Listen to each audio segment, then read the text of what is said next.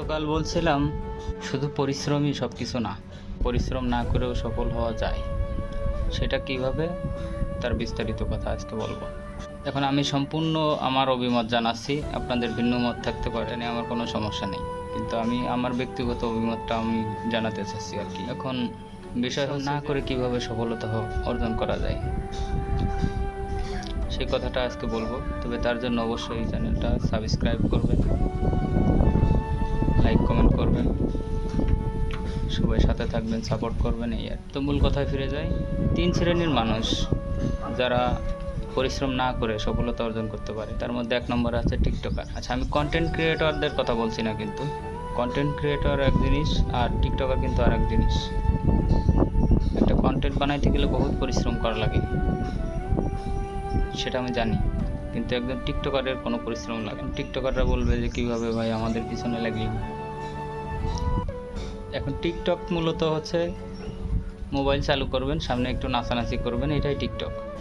কিন্তু কন্টেন্ট আলাদা জিনিস। কন্টেন্ট খালি ক্যামেরার সামনে দাঁড়ায় হুটবট কিছু একটা করলাম আর কন্টেন্ট হয়ে গেল, এরকম না। যারা কন্টেন্ট ক্রিয়েটর আছেন তারা ভালো বোঝেন। আচ্ছা, দ্বিতীয় কথা হচ্ছে যে এদের পরিশ্রম করা লাগে না। আর দ্বিতীয় কাদের পরিশ্রম করা লাগে না? সুদখোর, ঘুষখোর, এদের কোনো পরিশ্রম করা লাগে না। এরা কিছু পয়সা ছাড়াই দিলেই এদের পয়সা উল্টো আর কি ডিম পাড়তে থাকে। আর 3 নম্বরে আছে হচ্ছে চাঁদাবাজ, রংবাজ, যারা আর কি অন্যের পয়সা লুটে পুটে খাওয়ার চেষ্টা করে আর কি, এই ধরনের মানুষ। এরাও সফল কিন্তু সমাজে। আপনাদের সমাজে সামাজিক যে কোনো একটা অনুষ্ঠান হোক, আপনি সামনের চেয়ারটা তাকে আগায় দিবেন। আপনি জানেন যে ও লোকটা কেমন, কিন্তু তারপরেও আপনি তাকেই আগায় দিবেন, কারণ তার পয়সা আছে। তো এই হচ্ছে 3 শ্রেণীর মানুষ। আমার ব্যক্তিগত অভিমত জানালাম, আপনাদের ভিন্ন মত থাকতে পারে, সেটা নিয়ে আমার কোনো সমস্যা নেই। এই 3 শ্রেণীর মানুষের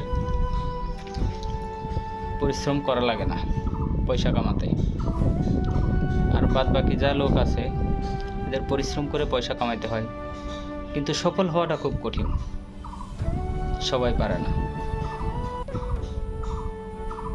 এই জন্য বলছিলাম যে পরিশ্রম করেই যে সফল হওয়া যায় সেটা ঠিক না।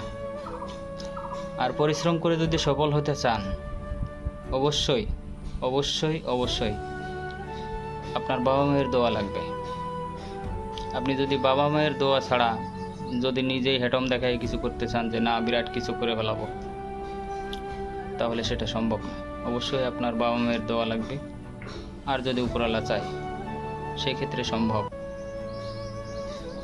ঠিক আছে, তো এই ছিল ভিডিও। যদি ভালো লাগে অবশ্যই লাইক কমেন্ট শেয়ার করবেন, আর আমার চ্যানেলটা সাবস্ক্রাইব করে আমার সাথেই থাকবেন। ধন্যবাদ সবাইকে। আসসালামু আলাইকুম।